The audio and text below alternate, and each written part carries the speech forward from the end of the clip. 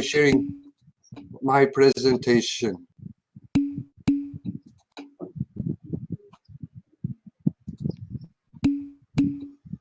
Okay, so hopefully we can all see the presentation.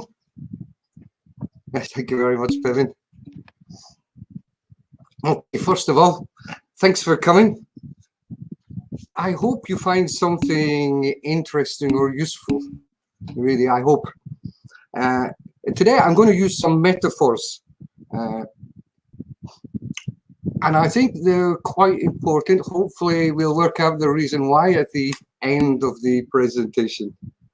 Okay, so first of all, we had a difference of perception here, Bahar's perception. Academic festival. It took me a long time to Google and find a picture of an academic festival. My perception was something different. Okay, I also think the same happens with the vocabulary that we use in the classroom. Okay, initially I felt like I'd been shanghaied into this. I'm giving the presentation, but I don't think I was 100% finished collecting all my data. Okay, so I'd like to tell a short story about vocabulary. I was with a friend of mine, let's call her an ex, and we were in the car and we were talking about modal verbs. And she said, I only need one modal verb. I said, which modal verb do you need? She said, must. The others are relevant, they're irrelevant for her. So that got me thinking, do the students actually choose to do this? And I think in many cases, the students do. They find one word that they remember, I can use this in many sentences, so this is what we do. So first of all, well, I forgot to say thank you to Teston and Halden for changing my idea through my project. And thank you all for coming. Wow, 38 people, it's a lot. Okay, some of this presentation will be similar to Dennis's. Hopefully some of this presentation talks about the same principles that Monique and Dong mentioned, happiness.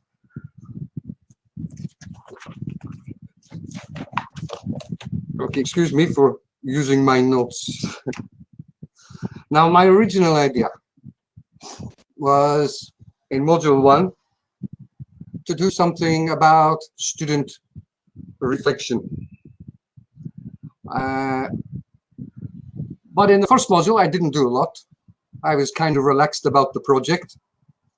So I started watching the students. Okay, reflection was in my head. This is what I wanted to do with the students. Was it noticeable? When was it noticeable? And why did the students reflect? Okay, now I came up with these 3 questions. Okay, I'm sure we all know when they reflected. Okay. Assessment time. This is when all the students reflected. Okay, this is when I noticed them reflect. But did I hear them say the second question, I should have done this another way? What could have helped me? How could this have been better? Okay, another student, one of my students said, wow, I heard you say this, all my word forms are wrong. Okay, and these are important for the students. And assessment 1, 2, and 3. I heard the same thing over and over again. Okay, so I call this their academic reflection, because in real life, it was clear that they all reflected. Okay, so this continued throughout the module.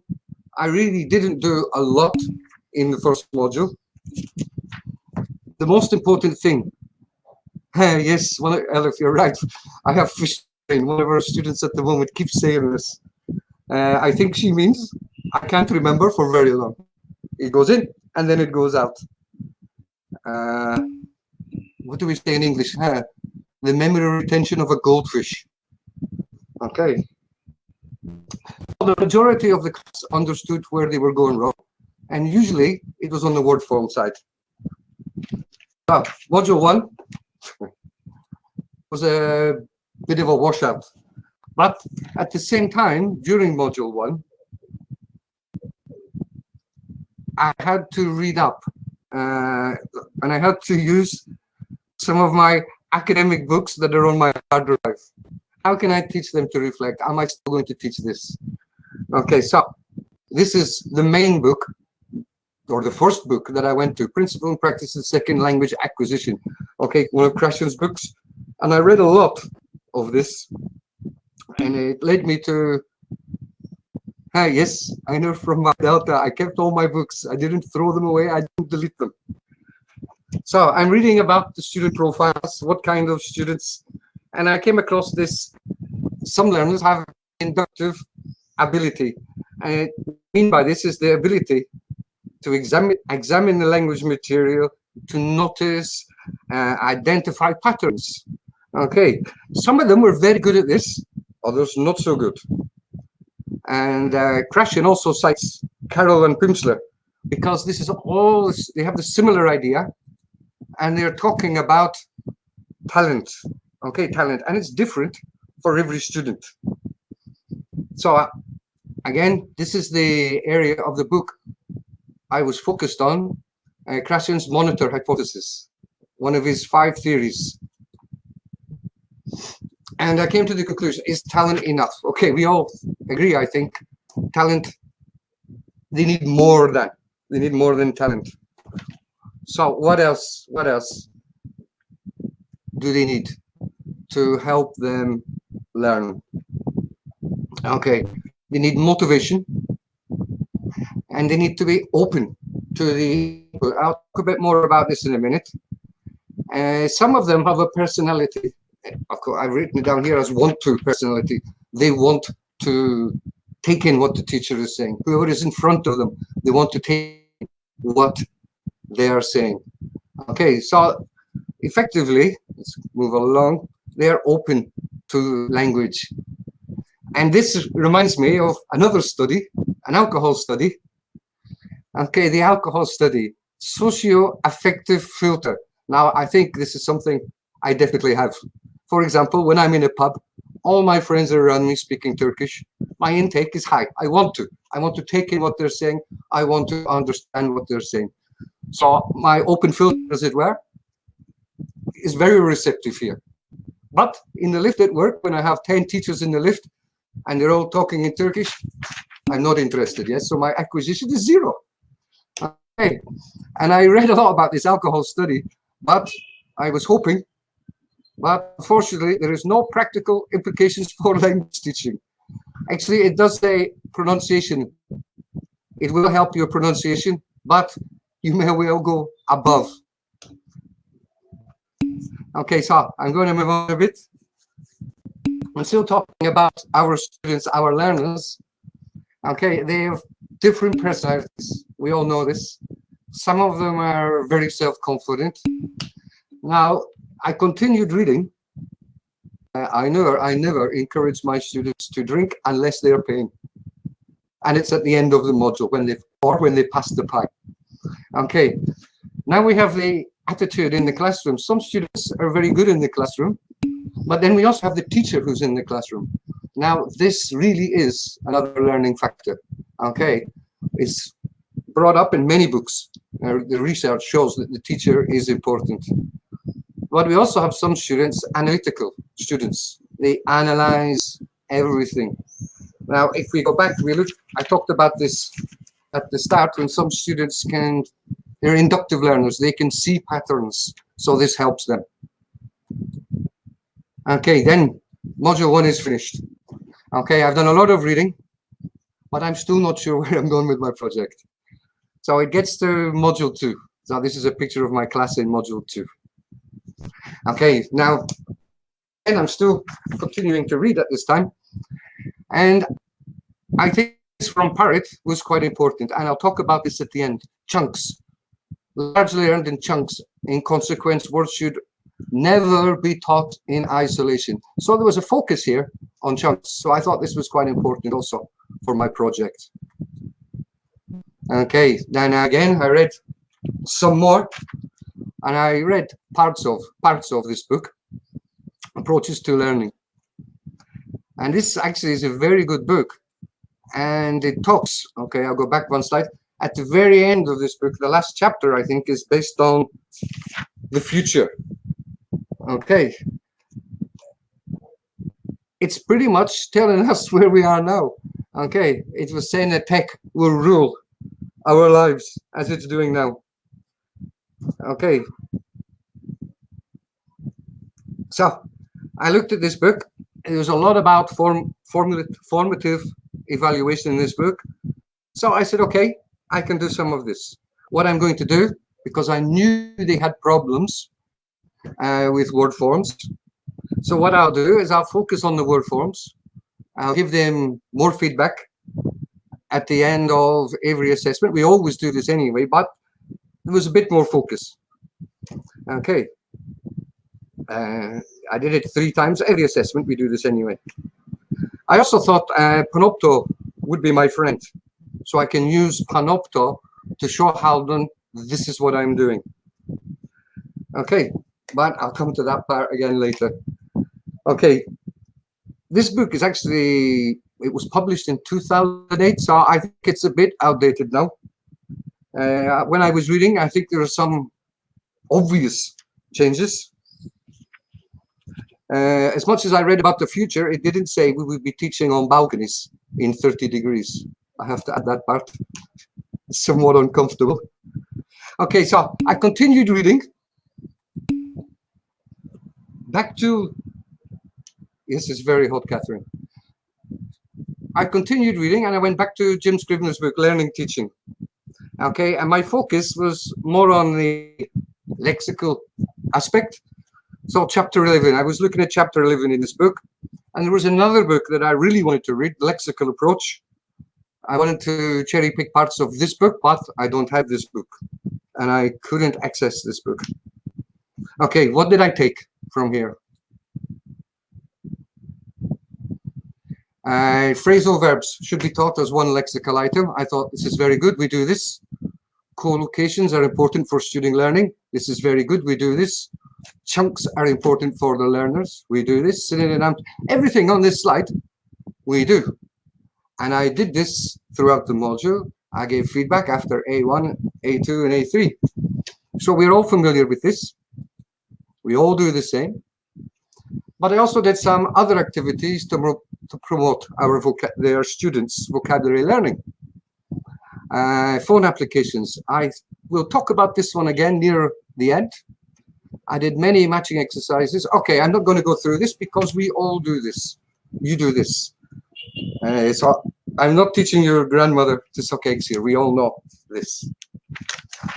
Okay, so moving on now. We get to my Module 2 meeting with Haldon. This was super. I met with Haldon. Haldon asked, John, where is your proof that this worked? My reply, Haldon, yeah. Why do you need proof? They're all in level D. My job is done. It must have worked.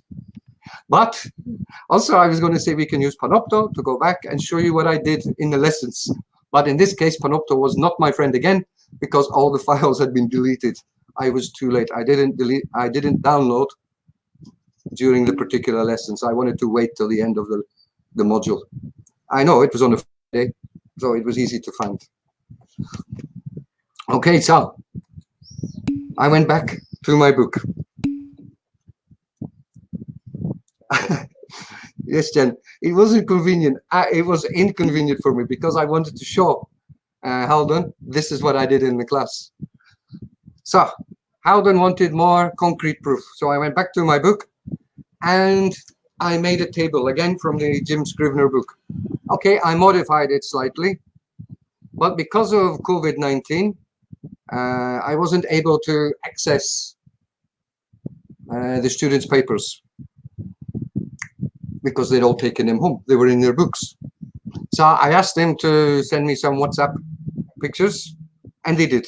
Okay, so we have examples here. Okay, it's not very clear, but the original I have is in work in my locker if anyone wants to use this. The procedure for this was to give the learners a blank form every day. I did this at 9 o'clock every morning. I went to their class. Every Thursday, I took pictures of their completed forms. And Friday, we practiced the word forms. Okay, so it was similar to assessments 1, 2, and 3. So thank you, testing for gave me some concrete evidence things were working. But of course, the students are all very different. Some are keen, some are not so keen. So not everybody took to the idea. Okay, this is normal for our students. But over time, especially the students who did badly in assessments 1, 2, and 3, or assessment 1, they started asking for the blank forms. And I didn't tell them which vocabulary to write down. This was their vocabulary. This is vocabulary they owned, I say here. They owned the vocabulary. They chose the new vocabulary. And they chose the vocabulary they were interested in. Okay, but over some time, the students started using it in the class. So this is positive also. And a couple of my students didn't like this paperwork. They used the paper in the class, but when they got home at night, they would annotate their PC with the new vocabulary. Okay, so they were looking at all different forms, using these words in sentences. So they chose the actual form to put in the sentence. And for some of them, really, it became a habit every day. I mean, some days, as time goes on, it's difficult taking these papers to the class every day or remembering every day. It never became a habit for me, but it did for the students, which is good. But the not so keen students, they adopted this idea. So this was positive. Okay, they were using something that I had produced. Okay, my conclusion, okay, after this module was that when the students write their own vocabulary down, they in fact own it. And they know they're going to get a test on it. So they were a lot keener to use this piece of paper.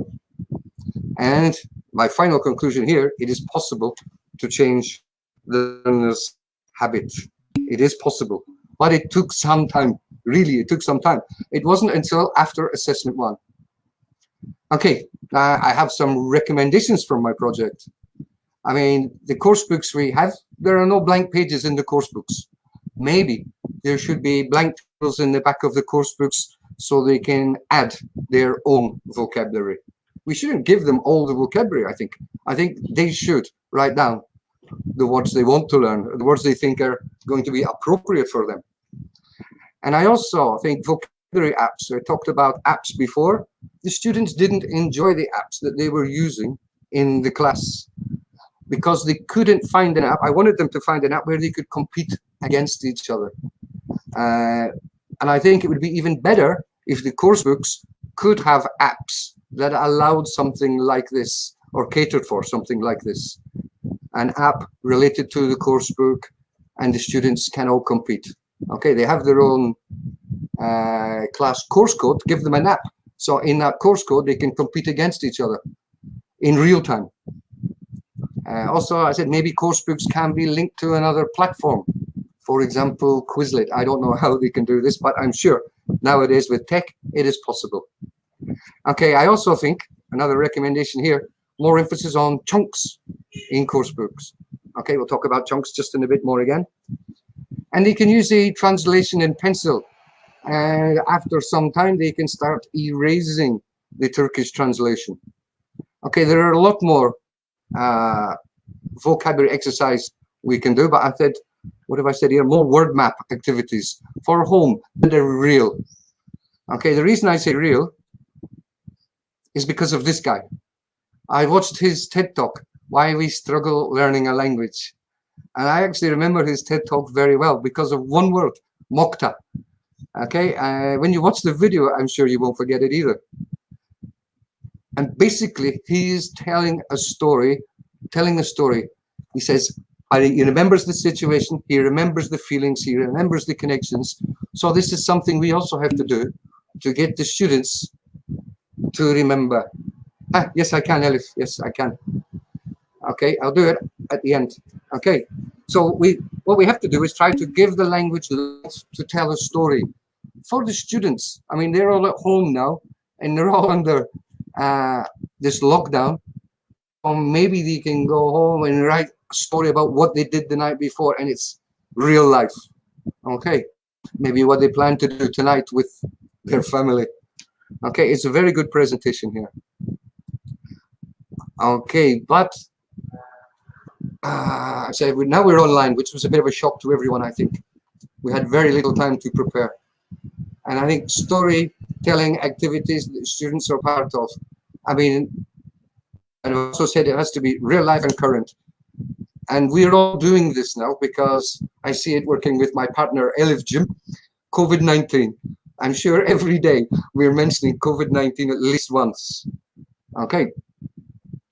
Actually, because of COVID-19, again, vocabulary, there are so many new words that have entered the dictionary because of COVID-19. Self-isolation is one of the new words. What else was I going to say? I was going to say something else on this part. And the dictionaries. We all have a dictionary in our cupboard, I think. Now, what I'm saying here is the dictionaries that we have need to be, how can I say this the right way? We need to have a current dictionary. Okay. Yes, you're right, Elif, because we are using this all the time and it's related to their life experience. So this vocabulary for them is easier to learn because it's happening now in their life. So again, it's about being current. Now, the last part here is some universities teach social language, functional language, slang, idioms, and metaphors. Hacettepe University have 1 hour every week where their students learn slang, idioms, and metaphors. Now, this is what I mean by chunks. Chunks, metaphors, I think we can class them as chunks, idioms as chunks, slang as chunks. But when we see metaphors or we hear metaphors, we want to know what they mean. It's more colorful language, and the students want this. What am I saying? If we ever teach social language in our university, I want to. And I want to finish on another metaphor. It's right up my street. Okay, thank you. I hope you enjoyed what I had to say. Yes, Dennis, I saw this after your presentation. I didn't know you were doing the same.